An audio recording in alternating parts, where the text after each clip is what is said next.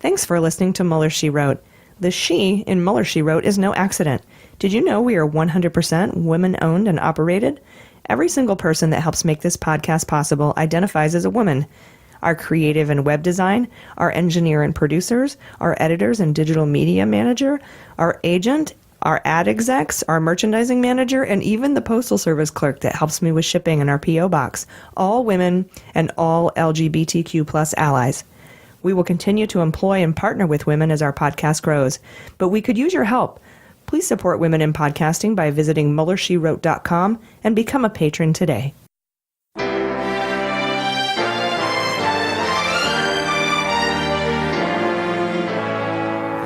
So to be clear, Mr. Trump has no financial relationships with any Russian oligarchs.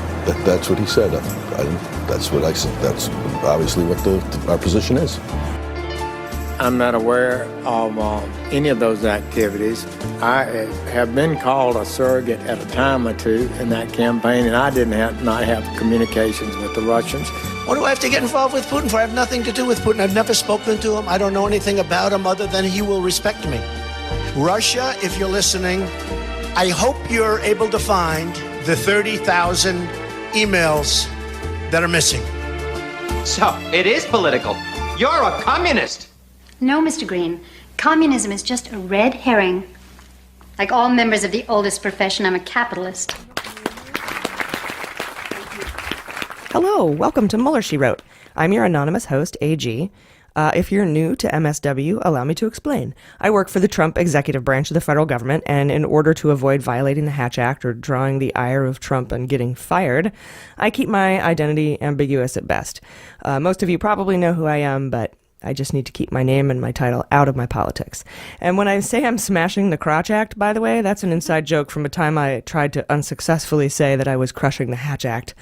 So, enough about me. With me, as always, are comedians Jaleesa Johnson. Hello. And Jordan Coburn. Hello. How was your Memorial Day weekend? Good. Dude, it was dope. We hung out with you. I know. I'm surprised I asked. But it's in the script, so I have to say it. Yeah, no, that's great. Yeah, no, it was fun. We had a good time. All right, this week, Jaleesa, you're going to talk about Trey Gowdy and how he completely debunked Trump's Spygate claims this week on Fox News. Jordan, you're going to be covering a guy named Babchenko. Yeah. He was a Russian journalist shot dead in the Ukraine, but there's a twist. Some movie shit. We're going to M. Night Shyamalan you. I'm going to talk about Jeff Sessions and Trump's efforts to get him to unrecuse himself. This week, we also have 4 bonus episodes, you guys, including a free best of season 1, plus our MSW book club that comes out on Wednesday. So patrons will get something from us every day this week. If you're not a patron, please rate us on Apple Podcasts and subscribe.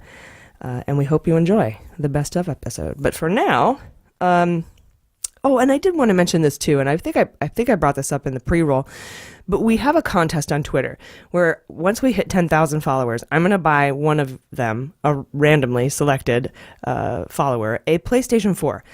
And a lot of people are not telling their friends about it because they don't want to lower their chances, but that's not mathematically correct. I can't buy the thing unless we hit 10,000. Your chances are 1 in 10,000 no matter what. So if you want us to reach 10,000 faster and see if you win the PlayStation sooner, it behooves you to tell all your friends to follow us on Twitter. It's actually not working against you because of maths. Okay, so anyway, let's get into the week's news with just the facts. All right, first, you guys, I have a correction from last week on the Taxi King roll-up story, right? Michael Gregory shared with us on Facebook that when I said his fine dropped from $5 million to $50,000, that was incorrect. It wasn't the fine that was dropped, it was the tax scheme amount he'd been charged with. He still has to pay $1 million in back taxes and fees, or the deal is off. So thanks to Michael for pointing that out. We always welcome your corrections, so tweet at us at Mueller, She Wrote. Yeah. Or find us on Facebook and send me a message. Or you can tweet at Jaleesa. What's your Twitter handles, you guys? Tweet Jaleesa. And Jordan's confused, right? Yeah, Jordan's confused. I love it. The Newsweek, believe it or not, started off pretty slow. It might have been because of the holiday. Mm-hmm. It didn't really pick up till Tuesday, but it was nice to have a little rest from the insanity, honestly. But Tuesday, Trump decided it was a good idea to tweet out that Mueller is going to meddle in the midterm elections. Not Russia, not UAE, not Saudi Arabia. Bob Mueller is going to meddle in the elections. This is so offensive on so many levels, particularly since we reported a couple weeks ago that Tennessee's recent election was hacked by pro-Putin Ukrainians already, and that Trump's complete denial of Russian interference is going to make the midterms very susceptible to hacking and attacks from foreign actors. Then, to turn that around and blame it on an American hero and a decorated war veteran, Mueller, is pretty disgusting. Especially coming from a guy who dodged the draft 5 times. But. Yeah, and this all fits his narrative of having an FBI informant in his campaign. Yeah. Spygate. Well, you're going to tell us a little bit about Spygate later on, Julissa, with what Trey Gowdy said. Mm-hmm. Mueller filed pre-sentencing court documents in the Pinedo case. I don't know if it's Pinedo or Pinedo. We've got a lot of no tildes. I was going to say, yeah, no tilde Pinedo. It could be Pinedo. If his name sounds familiar, it should. We reported on his indictment. This is another guy, American, who's been indicted in the Mueller investigation in our Sweet 16 episode. And it basically, he was the guy who, he was a California guy who put all the fake identities together for the Russians who came over and to act like Trump campaigners. Yeah. Yeah. And there was also another indictment of an American named Pinedo, no tilde Pinedo. The one from California? He might also be Portuguese. I don't know. A Californian, right, who apparently got the fake IDs for these Russians so they could open bank accounts to fund their So they could go clubbing on us. Yeah, clubbing seals. Sorry, it's not okay. What are you talking about? Jesse Egan? Yeah. I like to pride our podcast on being thorough and not missing much. I've got a picture of the court filing that I'll send out in this week's newsletter, too, the pre-sentencing court document. Don't worry, we will update you on when sentencing occurs or if another filing on this guy drops, so you don't have to do any of the work. That's the benefit of this podcast. I follow it all for you. But yeah, we don't miss too much, so I'm happy about that. Like, usually when this stuff comes out, I can point back to it in a past episode and it's there, so that's fun for me. I don't know, I'm weird. Office Depot is like porn to me. I'm an odd person, so anyway. Being in the store physically? Yeah. All the organization? Yeah, all the office supplies. It's so hot. Yeah. I can't get enough of... It gives me anxiety. Oh, Too many options. Yeah. Oh. I just like big piles of things. You're not really an organizer. Yeah, not really. You should start a business, like have me come and de-organize your closets. Yeah. You can just take everything apart and put it in piles. That'd be great. Or I'll have a store that caters to hoarders and everything is just in big separate piles everywhere. I wouldn't be surprised if people would buy that. Yeah. Like, I'm going to go the opposite way. Like, start some weird fad. Yeah, like the thrift store, except it's not reused, it's new. You just pay full price. That's funny. It was reported Tuesday that Arkady Babchenko, he's a prominent Ukrainian journalist. Actually, he's a Russian journalist living in the Ukraine, a Putin critic. He was shot at the age of 41 and died in the ambulance on the way to the hospital. But like I said, the story has a little bit of a Lazarus element to it, and Jordan's going to go over that a little bit later in the show. Juicy. Yes, very juicy. The big news Tuesday came out late when the New York Times, good old Mike Schmidt from our Sexy Justice calendar, which we have in hand. Oh, yeah. And we're sending out this week. I'm so excited. We've got a lot to send out, so bear with us, but we'll get them to you. And thank you for being patient on that. But they look so good. I love them. I can't wait. Yeah, good old Moxie Design Studios really hooked us up with that. Anyway, Mike Schmidt reported new information on Jeff Sessions, and I'm going to go over this and the implications a little later in the show. Big story, previously unreported. It's kind of rare these days that we get new chunks of news, you know. Everything's kind of... Right. A part of a string of things. Uh-huh. Mm-hmm. Yeah, that was something we're already following. We learned Tuesday that the taxi king, Evgeny Friedman, who we mentioned earlier in a correction at the top of the news here, we reported last week he pleaded guilty to tax evasion and larceny with a hugely reduced sentence. But he was actually offered a deal before the Cohen raid that he turned down. Apparently, he was offered 2 to 6 years in prison and a $1 million fine, and he said no to that. Then a few days later, FBI raided Cohen, and a month later, he accepted this new deal with no jail time and a fine.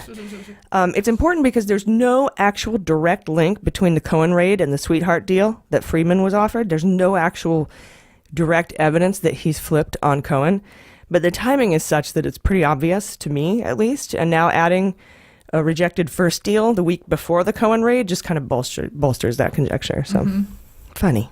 I like the irony of his last name. What? If he went to jail. Right. Oh, Friedman. I'm like, Evgeny? Oh, no. Oh, gosh. It is interesting that he's... Anyway. Yeah. More clues dropped this week that Manafort will be indicted sometime in the future. More indictments, superseding indictments. We all remember last week when Mueller said in a filing that Manafort is only currently charged for a subset of his conduct.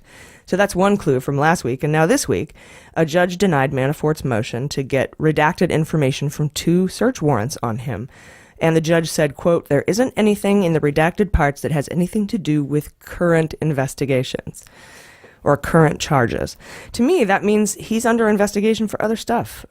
We learned that he's been raided as recently as March, and they took 12 of his phones or something. I can't remember. A lot of more than one phone. The straight jacket of trench. What is that called? Trench coat. Yeah. The watch guy. Yeah. What coat does he wear? You say Whatever coat that is. A harmonica vest of cell phones. Anyway, yeah, it's clear to me that he's under investigations for crimes of collusion. And I say crimes of collusion, although many of you might say collusion is not a crime, but the Justice Department calls them crimes of collusion. So whether that comes out in some crime of collusion that we don't know exists, or if crimes of collusion mean conspiracy, computer fraud, racketeering, any number of other charges, but crimes of collusion is a thing, according to that 4-page, mostly redacted Rosenstein memo. That the one that Nunes has the boner for. Yeah. He's not going to get it. But yeah, so now all 7 of my clues. I have a lot. I've been tracing these clues for a while now. I did a mini-sode on it, I think, or either a hot note or a mini-sode a while back. But I've put them all together in a mini-sode this week. So check that out. All 7 clues. I also did a whole Twitter thread on it if you want to find that on Twitter. So anyway, the clues are there. Conjecture is real. Follow us at Mueller, She Wrote. Wednesday morning, Trey Gowdy went on Fox News and debunked Trump's Spygate, but went on to say he thinks Trump is innocent.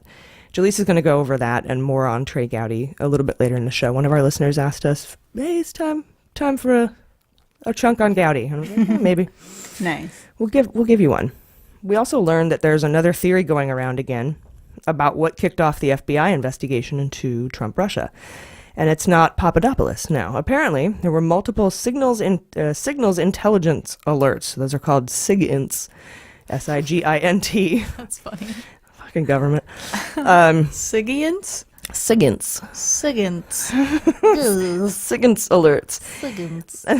You have to say it like that, too. Like how I have to say lasers. Lasers. Or I have to whisper Sizzler. Like I can't. That's really funny. There's no other way to say SIGINTs. You have to do it that way. Lasers. Anyway, it's these SIGINTs that sparked the FBI's interest. There were multiple of them from many countries, mostly Britain. And that's actually how most investigations get kicked off.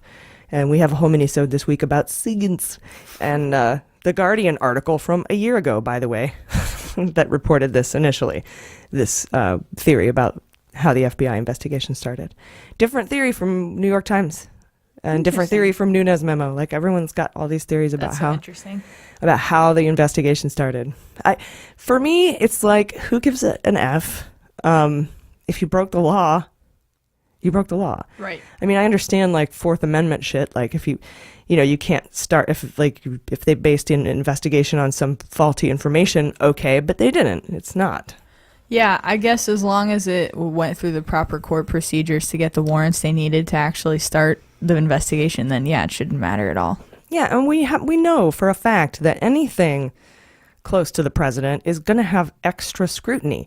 Nobody's going to just rubber stamp these things. They all had to probably go through Sessions or Rosenstein, and it all has to be top level. Like probably multiple judges have to sign off on it. It's got to go probably through a couple other the legal counsel of Department of Justice has to look at it probably. Yeah. I mean, it's. Yeah, I can't imagine it's an easy thing. We had that one question, right, of the process that you had to go through to get the, what was that? The FISA warrant. The FISA warrant, that's right. Yeah, that was the most extensive thing I've ever heard. Yeah. I remember that, yeah. Yeah, and then even just the process to get a warrant to raid Cohen's office. Any warrant to raid a lawyer's office has given extra scrutiny, and especially if it's the president's lawyer, it's going to be given as much, you can't fuck that up, And to sit here and be like, it's wrong, it was illegal. I highly doubt it, dude. They're not going to go through this exercise if it won't hold up in court, which sounds like it might go there. So, I don't know. We'll see. Trump tweeted out Wednesday, actually, that he wished he'd picked another attorney general, just piling onto the corrupt intent needed for obstruction of justice. He's really made no bones about it. He wanted an attorney general that would shield him from the Russia investigation. What did the tweet say? Oh, what did it say? He just... it was basically, I have to read it to get it to you exactly, but it said I wouldn't have hired Jeff Sessions. It was a mistake. If it was repeating his old stuff about how if he knew he was going to recuse himself, he wouldn't have put him in the job. Yeah. The armchair thoughts he probably has in a damp corner with the fireplace on is what he's just tweeting out for the whole world to see. Man, I really shouldn't have done that. Shower thoughts, I right? fucked up. Yeah, it's why are you telling me? No filter. He doesn't run it by anyone. It's amazing to me. Oh, get this. My boyfriend, Andrew McCabe, is in the news this week. A new McCabe memo surfaced on Wednesday. Brand new, never seen before. As reported by the New York Times, Schmidt, again, showing concern about Rosenstein's memo, Rosenstein's letter that he wrote saying Comey was fired for handling his poor handling of the Hillary email investigation. Rosenstein told McCabe in a Justice Department meeting that Trump originally wanted him to put Russia in the memo, but didn't say why he wanted to leave Russia out. So McCabe wrote a memo about that meeting, and now Mueller has that memo. He has the original letter that Trump wrote about why he wanted to fire Comey, and then he has, we've all seen the letter Rosenstein wrote to justify the firing of Comey. But Rosenstein had that Trump's letter with him when he was composing his letter, and Trump had Russia in there, and he decided not to put Russia because he knew. He was like, if you put Russia in here, you're fucking obstructing justice, you dumbass.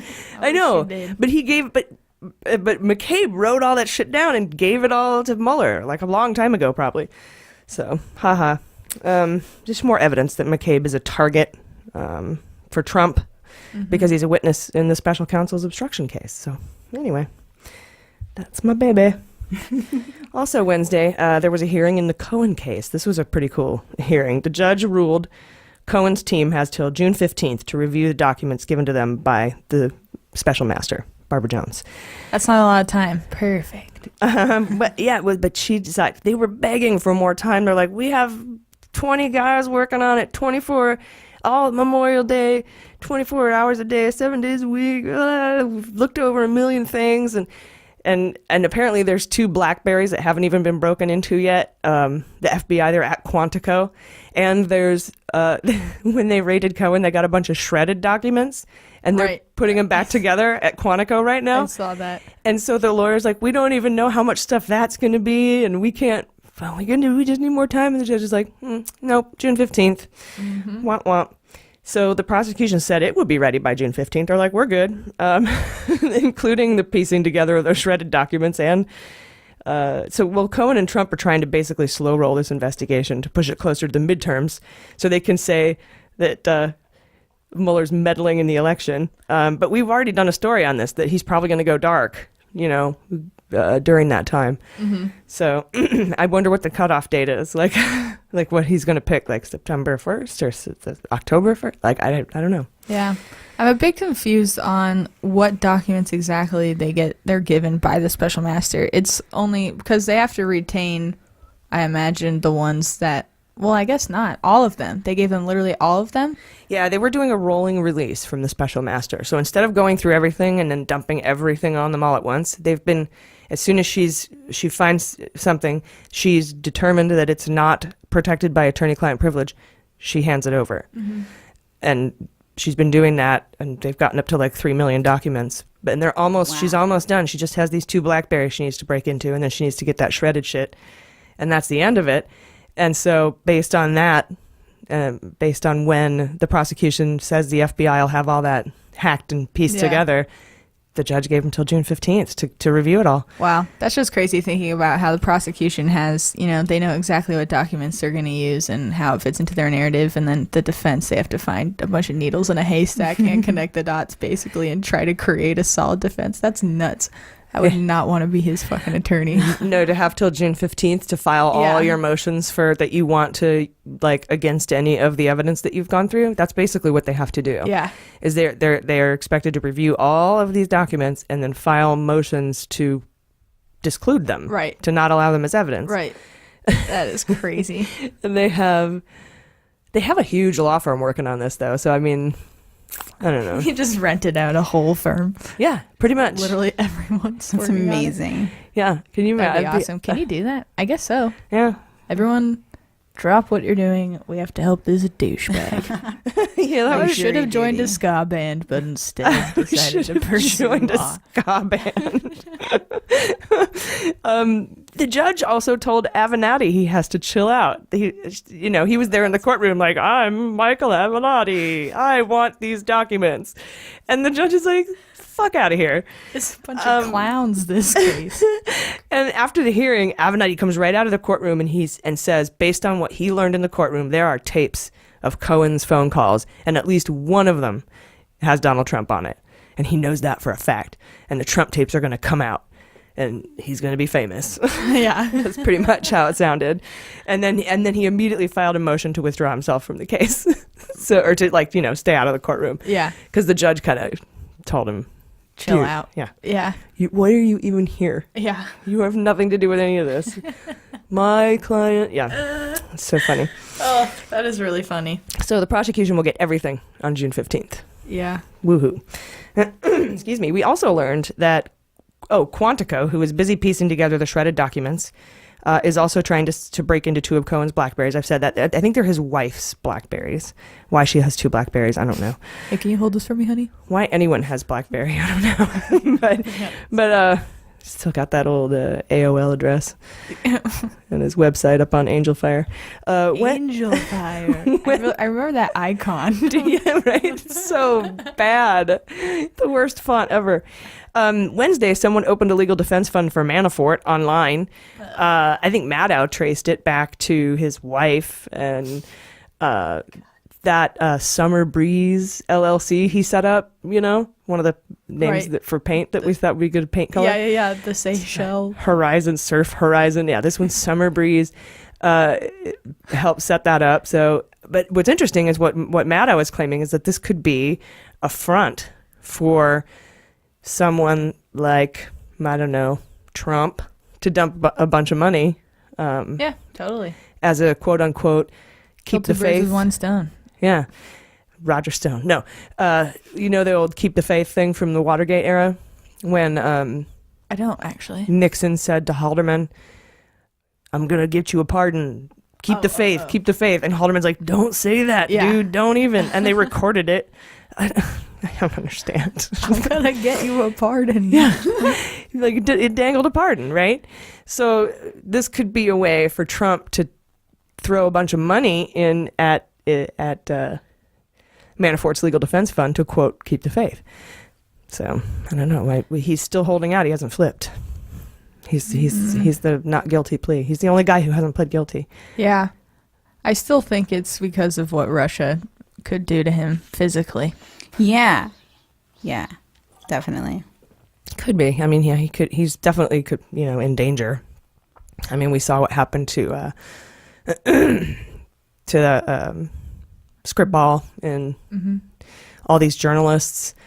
And then Spain, Bill Browder was picked up in Spain. Yeah. This week, arrested on an Russian Interpol. Right, I read that. Warrant. And then after talking to the Spanish police for like a minute, they're like, oh yeah, okay, you're free to go. He's like, please don't honor this warrant. They're trying to kill me. And they've been after him for a while.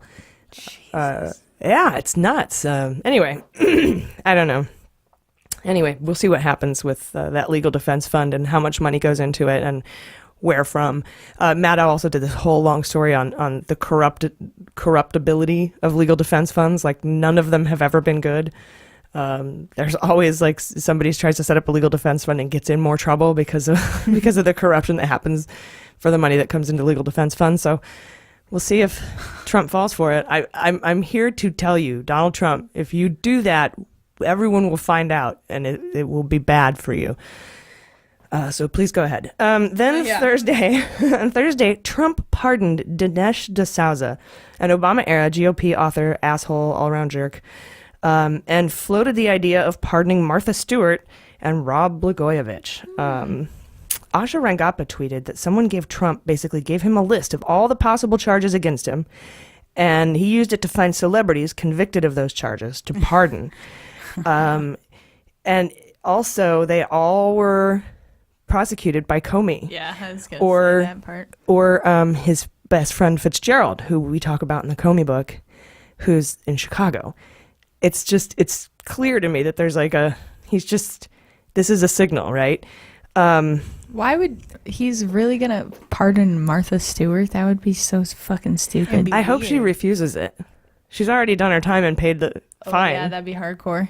She's just like, fuck you, bro. No, I don't want your shitty pardon. Insider trading, that's not even relevant to what he's getting investigated for. It's a white collar crime. Yeah, in that sense. And Comey prosecuted it. That's where I think the real key is. Yeah. And Asha also reported that Barbara Underwood, who took over for A.G. Schneiderman, is reopening his request to close New York's pardon loophole. We've been following that on the show, so we'll keep you updated on that. But don't take my word for it. Here's actually a bit of an interview I had with former FBI agent under Mueller and CNN contributor Asha Rangappa. Oh, do you want me to answer you with video? Is that better? I don't know. I don't think that it'll make a difference. I'm just not sure this has never happened before. So I'm not. Yeah, I do Skype with CNN all the time. So maybe the Russians are trying to thwart this. I think they are. That's a very good point. Did you, Ivan? Let us please have this interview. did you get the question that I threw out? I did, and I started to answer it, and then I heard you saying hello. So, okay, I'm gonna try to dive right back in. All right, let me ask it again so I can get it all on the same recording. So, anyway, thank you so much for talking to us. And I've been dying to ask you about something you tweeted recently, that someone had given a list maybe of crimes that Trump or his minions could be charged with, and he was using that to look for people to pardon. Yes. So I just found it noteworthy, this pattern where the people that he he's pardoning, are convicted or were convicted of really almost the exact crimes that he could potentially be on the hook for. So we have Scooter Libby, who was convicted of false statements. And we know that Giuliani has stated that he's very concerned that the president might lie to Mueller if he sits down for an interview. We have Martha Stewart, who was convicted for false statements and obstruction of justice. And obviously, we know that he is being investigated for obstruction of justice. Then you have these crimes like campaign finance violations, which Dinesh D'Souza was convicted of.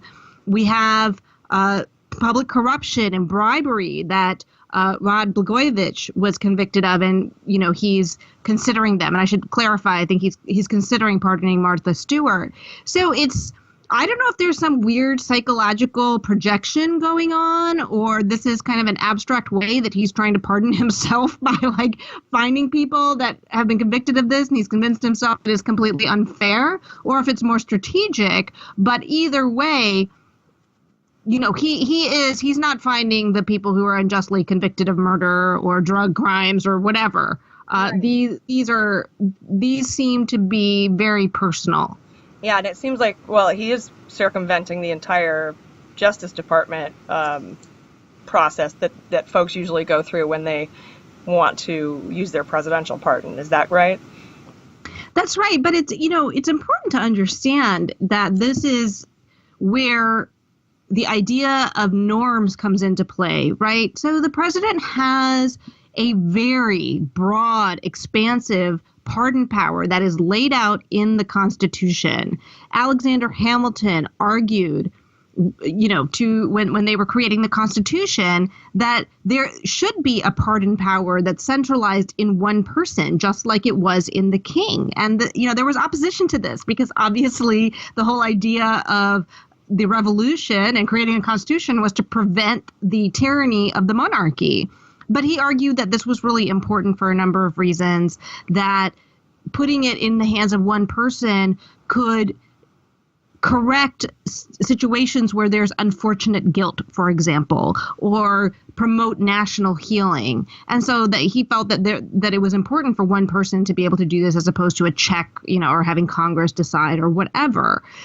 The office of the pardon attorney is really something that has been created to allow for some systemization and fairness in the process, but it's not constitutionally required. So what we had is the president really pronouncing, as a king would, that he is pardoning certain people. He's doing it via tweet, and those will hold just as much weight as if they had gone through this other process, which is actually superfluous when it comes to his actual power. Okay, that makes sense. It's just, it was just seemed odd to me. Also, it seemed a lot like a signal to, Manafort, Cohen, Flynn, anybody else who may have already been indicted or pled guilty or not guilty, that, hey, I'm not afraid to use my pardon power. That's right. So, I think that there are so many levels that you can read these pardons are. So one is what we just talked about in terms of the actual crimes and how he perceives them, or how he's kind of trying to thumb his nose at those kinds of crimes. But there is a potential signal that's going to his associates and cohorts. And here's where some of these pardons really make a difference, because things like false statements and obstruction, they're denigrated in the way that some people talk about them as mere process crimes. But we have to remember that things like obstruction of justice, false statements, witness tampering, contempt of court, these are the fundamental pillars of the rule of law, because what they do is they protect the process. And rule of law is all about process. It's only when you have a legitimate and fair process that the outcome is legitimate as well. And what he's signaling to these people in pardoning those particular kinds of crimes is, hey, you can lie. You can basically do whatever you want. You can thumb your nose at the court, and I don't care. That doesn't matter to me. I don't believe that those are actually fair things to prosecute people for. So he's really thumbing his nose at the rule of law and telling his associates at some level that they can too. Yeah. Hey, Asha, let me do me a huge favor. I need, for some reason, it looks like I can't see my little recording app for this call. So is it okay if I only have a couple more questions for you, if I hang up and call you right back to ensure that this has actually been recording? Yep. Okay. Go ahead. I'll call you right back. Okay. All right, thanks. No problem. Hello. How are you? We did it. We thwarted the Russians. It worked. Everything's working. Awesome. Finally, on Friday, we learned that Mueller is looking at a new guy. I never even heard of him. I'm sure he's looking at a ton of people we've never heard of. But this is a guy named Gerson, who is a hedge fund manager, and he's been a pal of Kushner's for 10 years. The story is that Gerson was in contact with Ibiza and in the Seychelles right before that meeting went down with Nader, Prince, and Dmitriev to open the secure back channel for Russia and UAE. Yeah. This guy was also at a mid-December meeting at the Four Seasons in New York. Now we've got another Four Seasons. That's 3 Four Seasons. So 12 seasons. Anyhow, Gerson was there with Kushner, Ibiza, Nader, Flynn, and Bannon at Trump Tower in at the Four Seasons in mid-December. NBC reports that Mueller's looking into all of this, according to people familiar with the matter. So now we have to add Gerson to the Fantasy Indictment League. We'll do that a little bit later, and I'll put him in the guilty plea column. He looks like such a bro. I know, like a pro MLB player or something. Yeah, like him and Matt Gaetz hang out. in their Mitsubishi Eclipse and drink Coors Ice or whatever. I like Gerson. He sounds like the villain in Beauty and the Beast. Yeah. Oh, yeah. Someone's like that guy. Yeah, exactly. Well, Gaston. That was his name. Yeah. I know. I was thinking Le Poisson from from Little Mermaid. Is that what that's from? That means fish. It does.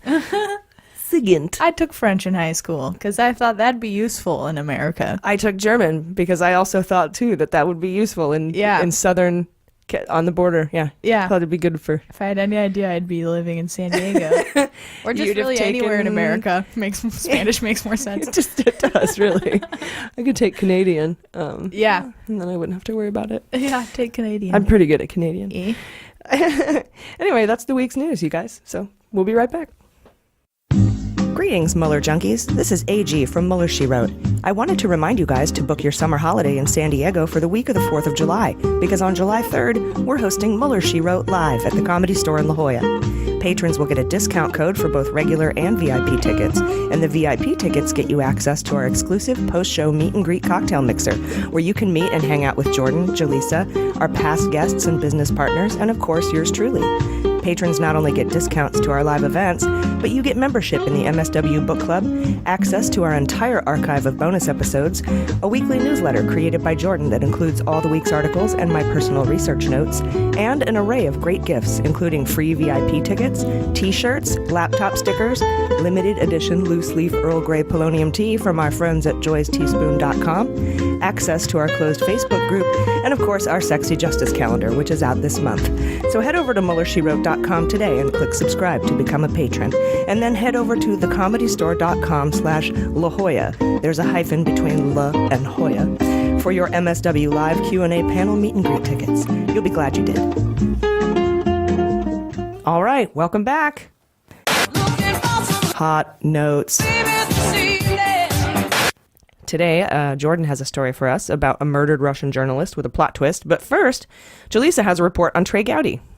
Yes. So this is from the Huffington Post. It's basically about how Trey Gowdy contradicts Trump's informant claims. So on Tuesday, during a Fox News interview, Trey Gowdy, the Republican chairman of the House Oversight Committee, said the FBI acted appropriately when it used an informant to gather information about Donald Trump campaign advisors who allegedly had suspicious contacts linked to Russia prior to the 2016 election. Nice. He said, quote, I am even more convinced that the FBI did exactly what my fellow citizens would want them to do when they got the information they got, and that it had nothing to do with Donald Trump. So last week, Gowdy attended a classified DOJ briefing alongside other top lawmakers. I don't know if I call Devin a top lawmaker. Yeah, this article unless he's just a top.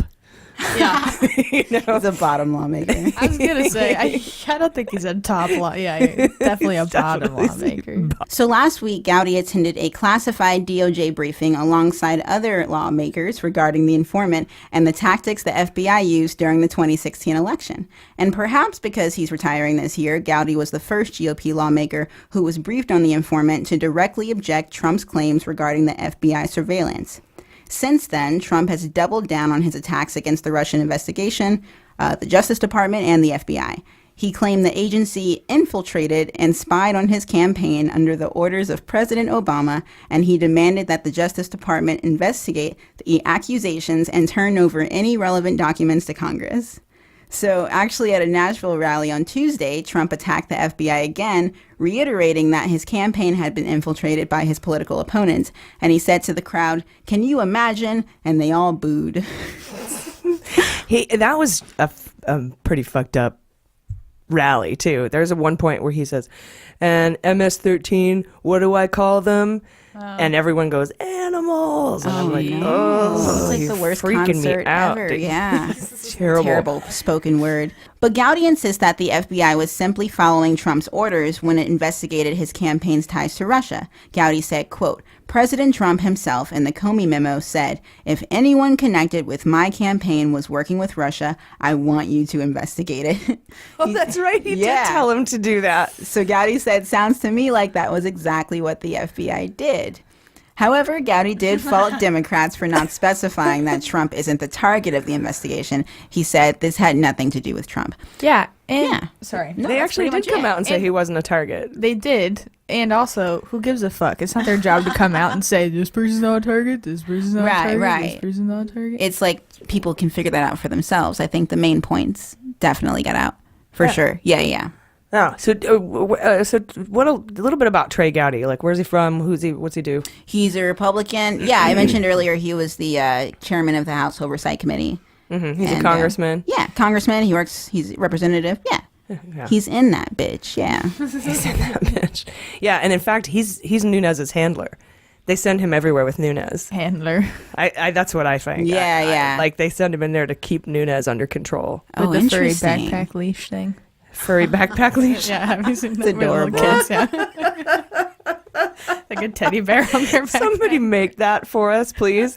Find a picture of Gowdy and Nunes walking, where Nunes might be a little bit in front, and Gowdy has him on a leash because I really want it with a backpack, like a cute animal backpack, not some sort of sexy top lawmaker leash, more like a like a 5-year-old in Disneyland. Or like stumbling around the San Diego Zoo gorilla backpack that's Yeah. like the monkey on your back, and then you get the leash.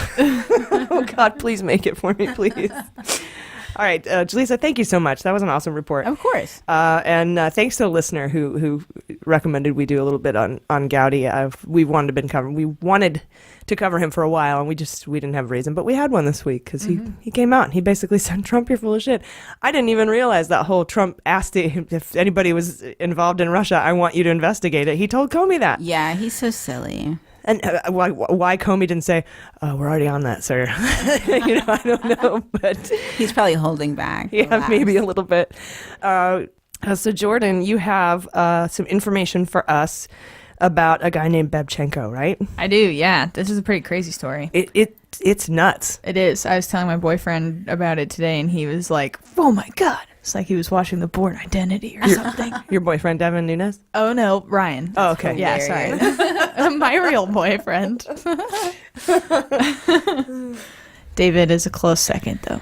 Oh my God, Devin. Why do I keep saying David instead of Devin Nunes? This is absurd. Because Devin's got a little flair to it. Yeah, he's just and such a plain he looks like dude. my Uncle David, That must who be is what it also is. a ridiculously right person. In the wrong way. Yeah. Right in the wrong way. A wrong right person. Okay, so anyway, on Tuesday, former soldier who had actually fought in the Chechen War. Yeah, Sounds Chechen. funny. The Chechen War. And he is a well-known critic of Putin, also a journalist. His name is Arkady Babchenko. He was reported to have died by gunshot wounds outside of his apartment in Kiev, Ukraine. He was found by his wife, and it was a really gruesome scene, and pronounced dead on Tuesday. And then... Yeah, and wasn't he like laying in a pool of blood? Oh, yeah. Oh, yeah. She found him shot like 4 Yeah, times. gruesome. Blood everywhere, like bullet holes in Terrifying. his shirt because he was shot. Oh, no way. Yeah, and so a horrible, gruesome scene. It's like he goes to the morgue, everything, right? Next day, Wednesday, he turns up alive at a press conference because he had been working with the Ukrainian officials, Ukrainian police, to essentially stage his murder in an attempt to get leads on assassination attempts from Russia in Ukraine. Yeah, so he walks into this press conference and everyone's like, what? That's intense. How crazy is that? Did someone faint like in the movies? We're like, oh my God. Yeah, it's a miracle. Yeah. Well, it's not even clear yet if his wife knew it was... His wife wasn't in on it. Right. When Okay, she so that she thought and he family was members. dead. Whoa, she already moved on. Had to... Awkward. Yeah. She's already like... Oh, God. She's like, oh, no. One day. I mourned you. Oh, God. Yeah. But yeah, because he had used swine blood, I read. Pig blood, had, yeah. Blood. He had Trump's blood. Just kidding. He had Kathy Griffin. I was just gonna say, if it's a good thing we're not. We as should big have as her on the podcast. Yeah. We're in trouble. Yeah, he had bullet holes in his shirt and everything. It was It's just elaborate. Yeah, completely elaborate. And the next day, he shows up at this press conference, and we learn that in working with Ukrainian authorities, they had helped him fake his own death, and this is a kind of coordinated attempt to protect a critic of Putin that's virtually unprecedented also. I don't think this has really happened. This is a new thing, and it was the faking of the death? The faking of the death, yeah, working with Ukrainian officials and authorities to fake a death. To fake a death, in an attempt to get information and also protect him. To protect him. Yeah, because he's very well aware that he had a count on his head. He knew. He was like, oh man. If you were his wife, do you think you'd bring that up all the time? Oh, definitely. Like, God, I need you to go. I need you to like. You need to shut up about this. Well, I thought you were dead one day, so fuck off. Like, they just never let him live it down, basically. Seriously. Like, that would be it forever and ever. Oh, God, that poor wife, too. And I wonder if he told her that he has an assassination hit on his head just because he for real does, Yeah. And how terrifying that would be as a wife. Did you get the story I sent about the... I did, the list. Yeah, so... basically, sorry, I'm just going to go through I've written my little notepad. I'm just going to do that, and then I'll get to that list of 47. But, so the head of Ukraine's security services, Vasyl Koritsek, told reporters on Wednesday that they arranged the made-up murder in an effort to catch criminals intended to kill Babchenko. One person has actually been detained, a Ukrainian citizen who has allegedly paid $40,000 to kill the reporter. And then, get this guy... How they did it basically was this guy that got paid $40,000 paid a hitman $15,000. The hitman was the one that went and told the authorities, "Hey, I got this call from a guy that's asking me to kill him." Whoa. And so that's how they started. That's how they got the lead. Yeah, and that's how they started doing it. And then now this is what's so fucky about it, though, and this is kind of why Ukraine and Babchenko are getting criticized, is Russia is now saying that every time that there's any reported violence to someone in Ukraine on behalf of Russia, it's just a staged plot. Oh. And it's not real. And so this guy who got paid the $40,000 to orchestrate it is saying, I knew he wasn't going to die. I was in on it. And that's his excuse right now. Oh, really? Yeah. So $40,000 guy. Yeah, so the guy that's detained, and I have his name really quick. So they have the $40,000 guy. They have the $40,000 guy. And $40,000, it doesn't seem like a lot to me to kill another human being. Either, yeah. Exactly. That's Boris Herman is the guy's name. Herman. Boris Herman. Yeah. Boris Smith. Mr. Herman. Yeah. Paging Mr. Herman. Mr. Herman, you have a telephone call at the front desk. So this guy, Mr. Herman, he now, his defense is just, he's just saying, yeah, I know. I was with them. And then the authorities in Babchenko, they're like, no, you fucking weren't. You were definitely trying to kill me. You were definitely not in on this. He's like, no, yeah, I was. That's hilarious. And so now... That's why we're here. Yeah. Oh my God. Yeah. And so you want Mr. Putin. What a messy, exactly. Oh God. Yeah, I can't. Oh my God. Seriously. This is crazy. It's just so crazy. And Russia is now retaliating by saying that this is all merely propaganda. And in my opinion, that is sort of an unintended consequence of this, is it's like, okay, well, you look back at all the other deaths and you ask how much of it was, that I don't look on it like that, but it's conceivable that someone could. And, totally. And it's... the counter argument to that would be, though, we came right out with it the next day. Mm-hmm. So we'll tell you if we tricked you. Yeah, exactly. We would be bragging. And it's reported everywhere that it's like an unprecedented move, and this isn't something that happens. Yeah, so exactly. But yeah, it does just kind of suck because it's a conceivable point to make, and that's what sucks. I've seen it here. I watch Cold Case Files or whatever that ID channel is all the time. That's because that's what 40-year-old white ladies watch.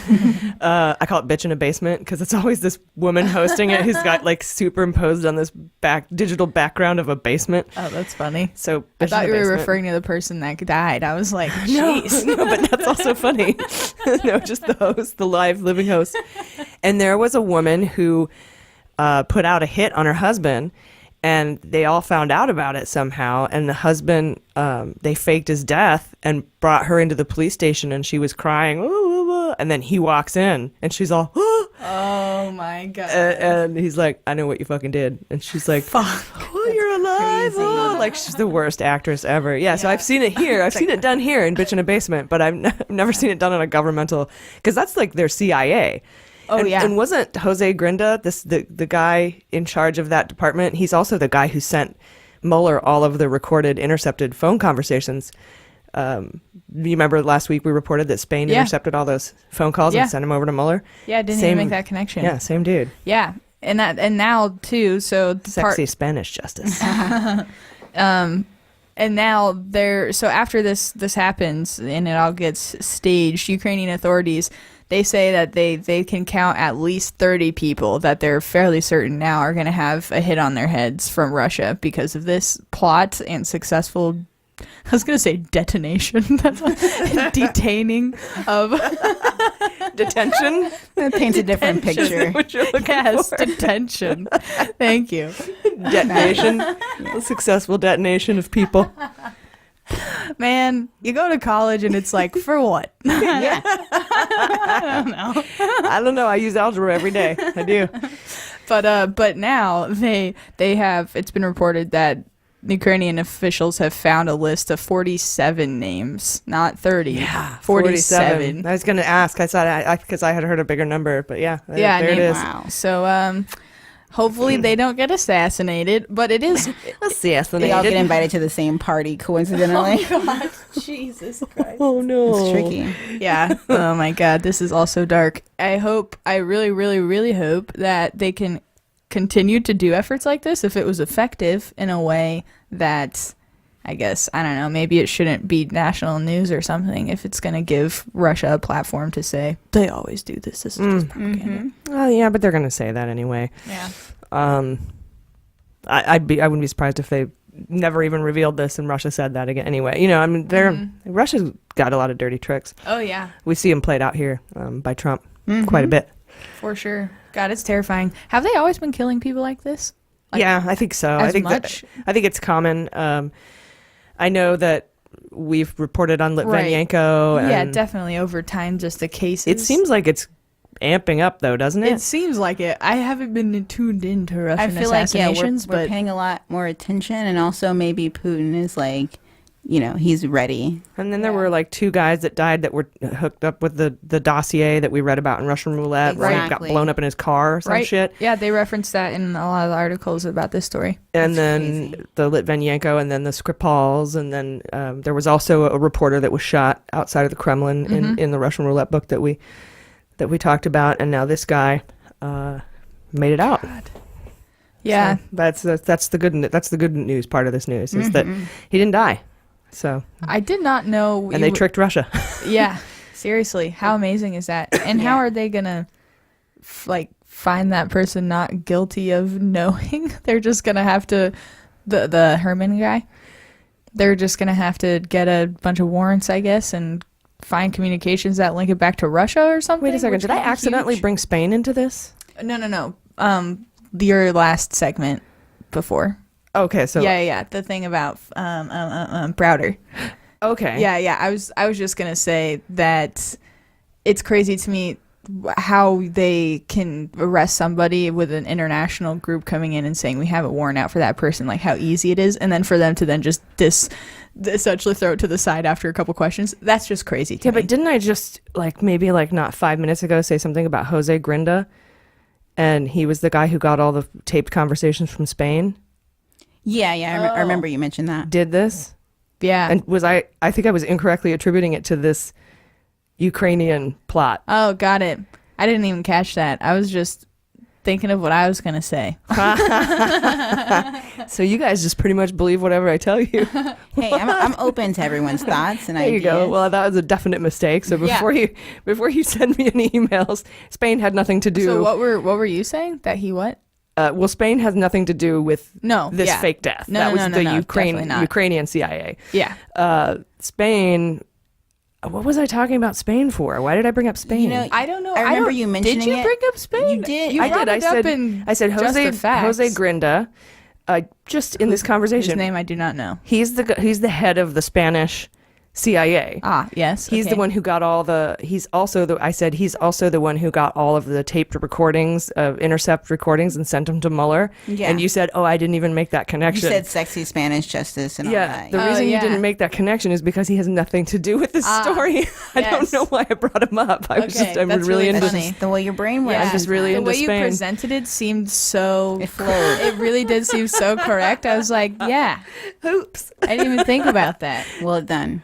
All right. Well, I lied, and then I caught myself. Yeah. And I just went with it the whole time. All right. I'm just here for the ride, guys. You all, yeah. I hope you guys out there were like, what is she talking about? Yeah, probably. All right. I think we're not drinking wine. That's the problem. We're not drinking wine. That is so true. Yeah. I think it's definitely affecting withdrawals, the show quality. Yeah. Yeah, I got the DTs because I don't have any wine. That's exactly right. We need a wine sponsor to solve this problem. This is a great commercial. I'm attributing Ukrainian criminal prosecuting success to the Spaniards. There you go. Yeah, I thought you were talking about their intelligence agencies talking to one another. I could have sworn it made sense. Yeah, it sounded really good. Yeah, it did. I guess we'll listen back. Yeah, we're definitely gonna leave, and we're definitely gonna leave that in there. Yeah, and then the correction. Because I want to see how smooth that went. Clear, I'm sure. I want to see how smooth that went. Like, just how did I even pull that off? Ukraine, Spain, maybe they rhyme. I don't know. We'll see. Yeah, this is how I get through most of my social interactions in the first place. Just yeah, that's crazy, man. Whoa. Yeah. Yeah. But yeah, independent of Spain, this story only involves Ukraine and Russia as of now. Except it actually doesn't, because there's a lot of world leaders that are commenting on this, and then they seem pretty split. A lot of them are like, yeah, fuck you, Russia. Good on you, Ukraine and Babchenko. And then the others are like, no, this opens up and, it undermines your authority basically now when you come out with stories, and that sucks for you. They caught him, so it worked. Whatever, we'll see. Yeah. Fucking nuts. I know. And good on the hitman. Was it a real hitman if he got the 40,000 guy or the 15,000 guy? Yeah, the 15,000 guy. He wouldn't have the best been, Yelp review. Yeah, right. It's like, how is he in the yellow pages if he's not actually a killer? Yeah. It's on the dark web. 80% success rate. Yeah. 88% dead. Yeah. I guess that's what an undercover cop, the whole concept is. That's what you get for not doing your own work, man. Yeah. You gotta, that's why I have a hard time delegating. I go to Fiverr for all my assassinations. Do a spitball.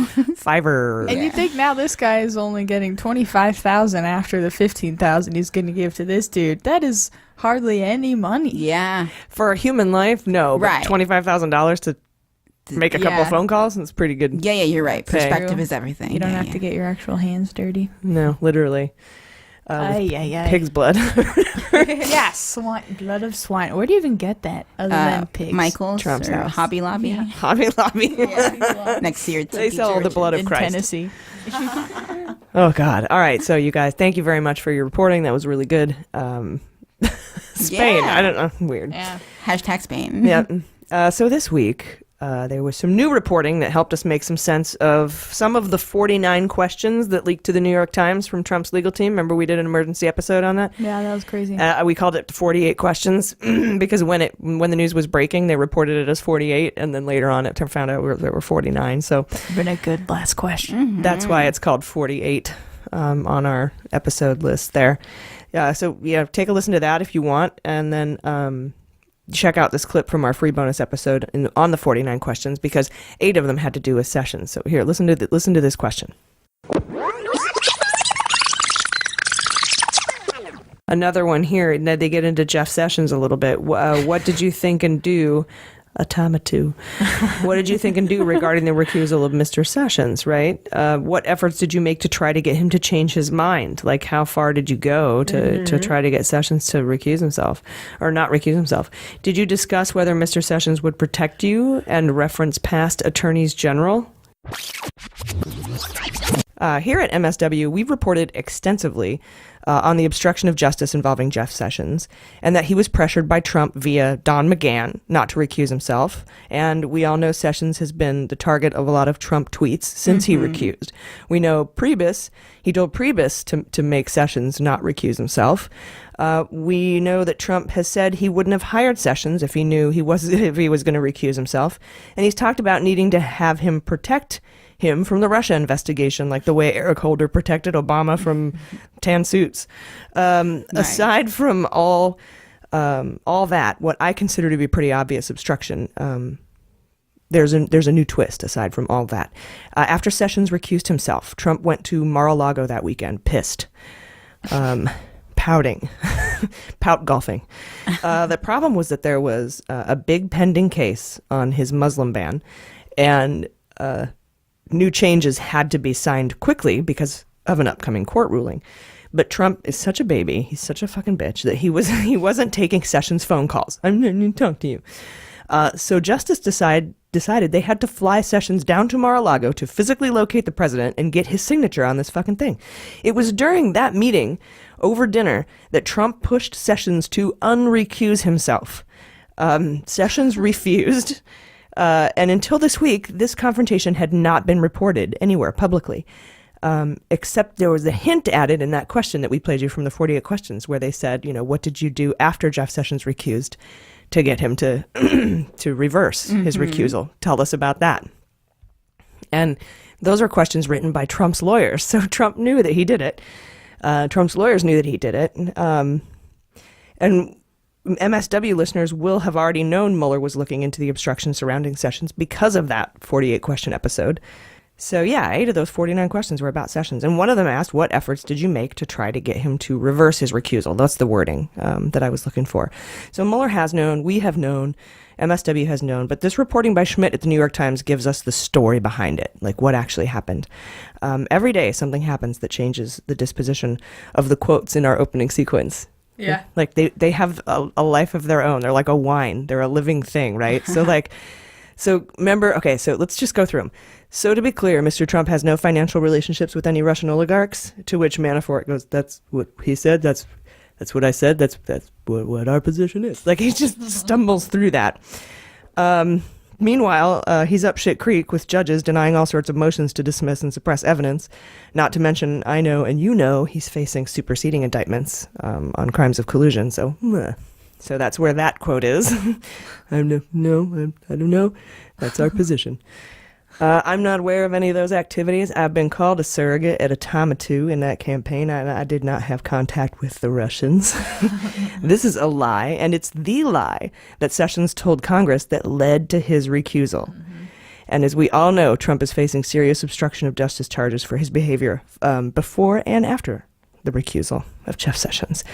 So what do I have to get involved with Putin for? I have nothing to do with Putin. I don't know anything about Putin other than he will respect me. That's been clearly disproven in reports going back to 2013 corroborating the Steele dossier's assertion that Putin and the Kremlin have been courting and grooming Trump for years, 5 to 8 years. So that's what you have to get involved with Putin for. Russia, if you're listening, I hope you find the 30,000 emails that are missing. We know, and the rest of the world will know, that the search for Hillary emails went directly up the ranks of the whole Trump campaign. And we'll find out when Stone and WikiLeaks are indicted, and Cohen's slush fund payments will be found to have gone to Russian and Israeli and Saudi internet troll farms. So anyway, how far we've come. Keep all that in mind every time you hear our opening sequence. It's kind of fun to think about where we were and where we are now. Oh, yeah. All right, you guys, we'll be right back. Hey, Muellerites. What are those locked episodes? Those are bonus content episodes exclusively for our patrons. You can join us for as little as $1 per month. And in addition to unlocking all of our bonus episodes, you get ad-free full-length episodes, our weekly newsletter, which includes photos and infographics, and my personal research notes. We also have gifts like t-shirts, reusable bags for going to the store or the farmer's market. We have stickers, and our forthcoming Sexy Justice calendar featuring 12 photos of key figures in the Mueller investigation. We hope you join us and support women in podcasting by visiting MuellerSheWrote.com and clicking subscribe. Happy listening. All right, guys, are you ready for the Fantasy Indictment League? Oh, yes.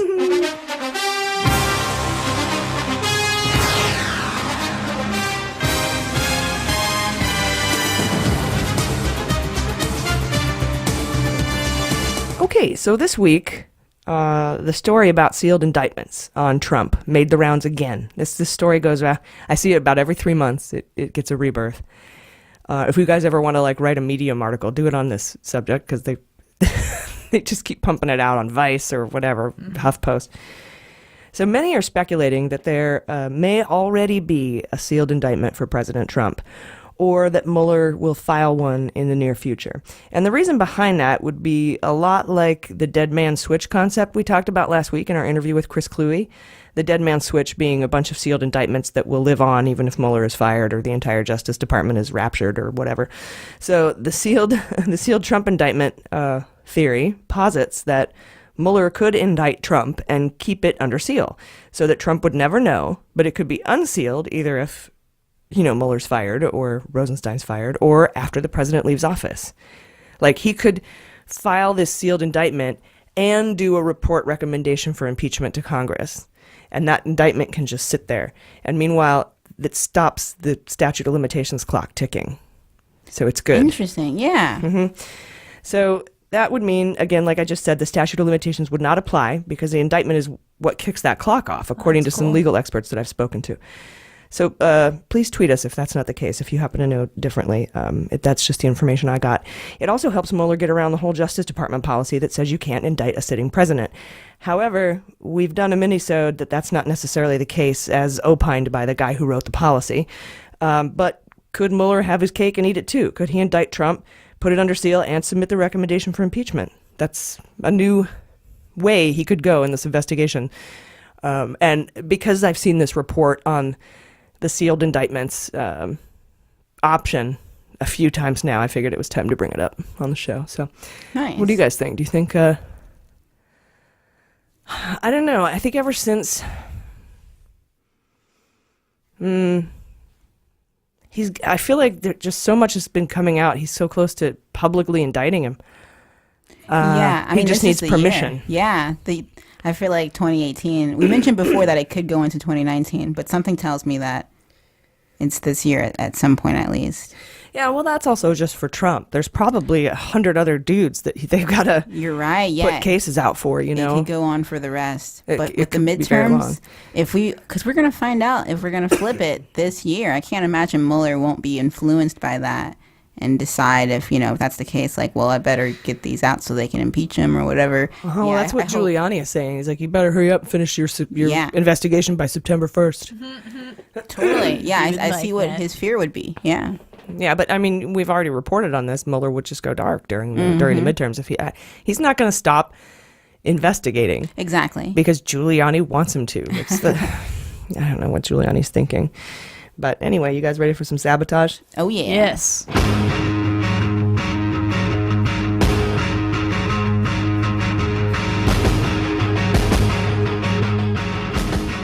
All right, this is nuts. And I'm sure you guys know this. You all saw this coming because the news is so huge. When it dropped Saturday, which is right now for us, but a couple days ago for y'all.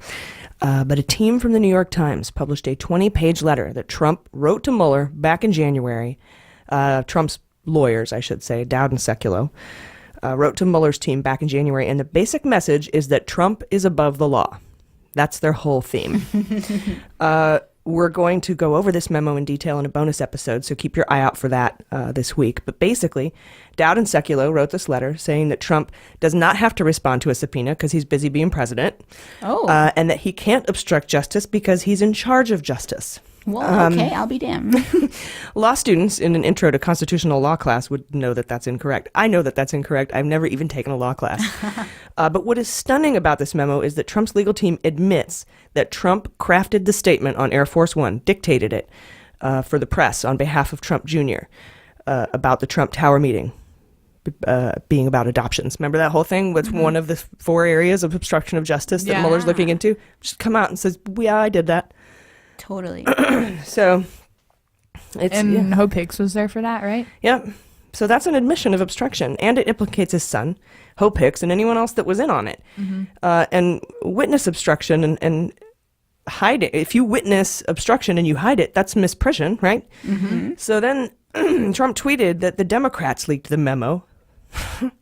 You should look at the Democrats leaking the memo. This letter. How the fuck did they get a copy of it? Some shit you wrote. Did you give it to him? Like, what are you even talking about? Right. Or is it the 13 hardened Democrats in the Mueller team that leaked it. Fuck off. You leaked it. You know you leaked it because it matches everything that Giuliani's been trying to kick up shit about for the last 3 weeks. It alludes that Trump can pardon himself. Am I reading? Yeah, I just tweeted about this. It's interesting because first, okay, so how many problems are there with this letter? Let me count the ways. So, we're doing a whole bonus episode on it. There's at least a good 15 obvious low-hanging fruit points that we discussed. Yeah. I mean, this is, they're so desperate at this point. So here's the good news. The good news is that to some degree, they are trying to make legal arguments.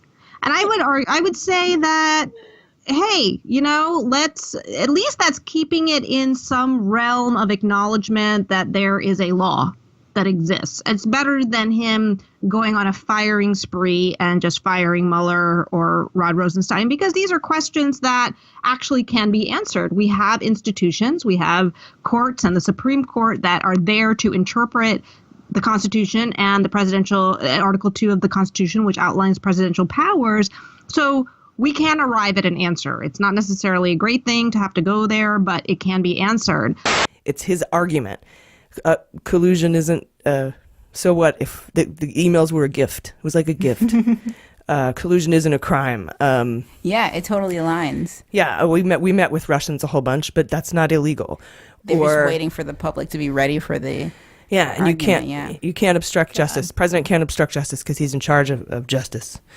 But even Chief John Roberts, he's the Chief Justice of the Supreme Court, he's even said that the POTUS is the Commander-in-Chief of the military, not the Commander-in-Chief of America. That would be a king. He's not a king. Yeah, he's not my chief. He might be a taxi king or a condo king, but he's not a king. He's not above the law. Some other key points, and that they were shouting that from the rooftops when Clinton was totally being impeached. And I agree. Clinton's not above the law. I love listening to those clips, by the way. I know. Even Giuliani. Yeah. Himself. Remember they played that back for him in an interview, and he's like, "That's not fair. Yeah, I got so mad. You can't say what I said." So great. God, it was so funny. It's so offensive to our democracy to think that such an outsider can come in and think he can just get all the privileges of the United States presidency that he doesn't even understand. Yeah. And he doesn't. And they claim executive privilege in this. It's funny because I'm watching all the legal experts go over this, and they're all like, "These are really dumb lawyers. These are bad lawyers." Yeah. They think they're the smartest people in the room, though. They cited 1982 case law that has since been changed. That loophole was closed. Jeez. Google. Come on, guy. Bing. Something. Bad lawyers. Yeah, Bing at least. I figure like Trump would use Bing. Yeah. But a Bing. Remember the Bing Bing plan or the Bing Bing Bing Act? He wanted to make that a thing. I don't know. Or you know what? No, you know what? That was a tweet that I made. He wanted to do... I get him confused. I get him so confused. Oh, wait, no, I made that up. Yeah. I'll tell you this. He wanted something similar enough that I can't remember what it was. Really funny. Yeah. Well, the bill is called the Sarbanes-Oxley bill. It closed that loophole. So anyway, the memo is nuts. We're going to go over it in detail in a mini-sode, so check that out this week if you're a patron. If you're not a patron, you can become a patron at you can go to MuellerSheWrote.com or Patreon, however you want to do it. Otherwise... I'm so sorry. No, go ahead. What were you going to say? Do you think that they can use that letter as evidence against him? Yeah, and I want to go over that. I want to touch on that in the mini-sode. Yeah, it's fucking dumb. Yeah. It's the dumbest thing I've ever seen, and I know he leaked it. And I even tweeted that at him. He's like, "Oh, it's leaked by the Dems." I'm like, "You leaked this. You know it. You fucking He moron." thinks we're idiots. Oh, I remember. It was the Cut Act. He wanted to make that a thing, and it never became a bill. But he wanted it to be called the Cut Act for a tax plan. Oh no, yeah, either that or it was the regulations. Yeah. Cutting all the regulations. He's so basic. He's so basic, bitch. Bing. Yeah. Oh God. All right. Basic bitch in the basement. Basic bitch in a basement. Oh no, that's probably me. One day. Like I'm gonna get a job hosting cold case files from this podcast. Oh, I would love You'll that. see me with my Starbucks and my UGG boots and my Lululemon in a backdrop That'd basement. be so great. That'd be basic bitch in a basement. I'm for hire. Nice. All right, you guys, you ready for some Q&A? Yes. All right. Instead of Q&A this week, because I didn't really put out a call for questions, and we've addressed a couple of things that people wanted to hear about. We pulled it into the main episode there, but I wanted to talk about something else. 4,625. That's the number of people estimated to have died in Puerto Rico. Wow. Yeah. Trump's number is 64. So this is shocking to me. A true accounting, I think, is needed. Now, this is a Harvard study that came out that shows almost 5,000 people are dead because of that hurricane. And they're sitting ducks right now for the next one. Hurricane season started Friday. Oh my gosh, you're so right. At midnight. 18,000 people are still without power. That's so insane. They don't have water. These are Americans. I'm willing to bet Trump doesn't see them as Americans. Right. And the people that vote for him, they also don't see them as Americans. It definitely comes down to this nationalist bullshit, you know? And the dehumanization of people makes it easier to treat them like that. Totally. Yeah. 4,625 versus 64. And he bragged about it in a news conference, too. You remember how many dead? How many? 64? That's great. God, yeah. He doesn't even know how What to a great not low number. brag. And then throws out paper towels. Yeah, and then throws paper towels at them, dehumanizing them. Wow. So here's what I want to know. And I'm hoping when we flip the Congress blue, please fucking vote. I swear to God, I'll beat Primaries your in face. California is next week. Yeah, Tuesday. I'm voting. Yeah. And I'm not worried about California, but True. I still vote. Right. And I do want to put more progressive candidates in. But anyway, there needs to be an investigation in Congress. I don't think there will be one until we flip it. But I mean, Into Puerto Rico? Yeah. Into Puerto Rico. 5,000 people dead. 4 people died in Benghazi. Oh my goodness, you're so right. 4 Americans. And they lost And we their investigated it for 4 minds. years. Not that they were wrong to be upset, but you're right, the hypocrisy is so clear. 4 Americans. 4 years, 0 indictments. 4,600 Americans. 4,625 Americans are dead. And if this Congress doesn't do something, the new Congress we elect in November will. So remember, we are not just fighting Republicans, you guys. We are fighting the Russians.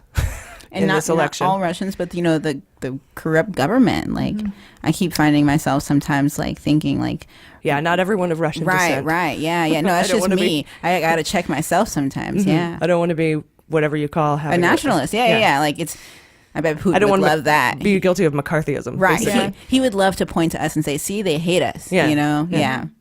And anyway, The dichotomy of their foreign policy versus their domestic policy too is insane. It's like they're not perfect by any means domestically, you know. Right. They suck a lot, especially in their media freedom laws, but just the shit that they're doing on a global scale is insane. It's crazy. Yeah, and our president's helping, so almost he's just letting as it bad. happen. Yeah.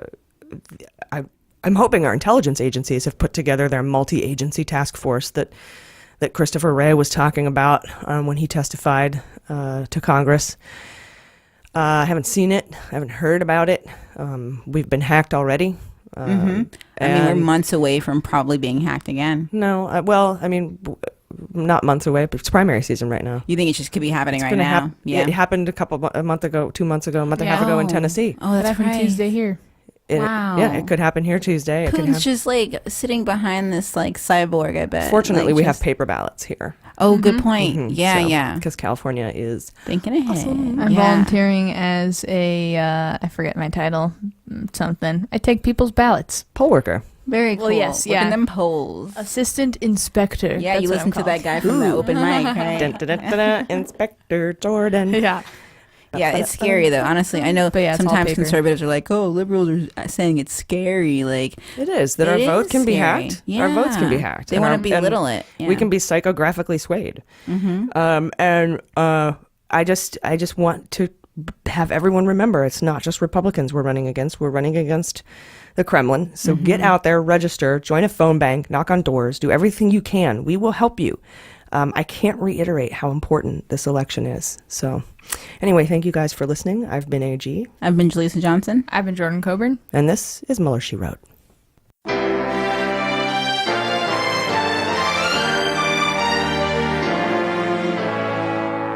Mueller, She Wrote is produced and engineered by AG with editing and logo design by Jaleesa Johnson. Market consulting by Amanda Reeder at Unicorn Creative. Our digital media director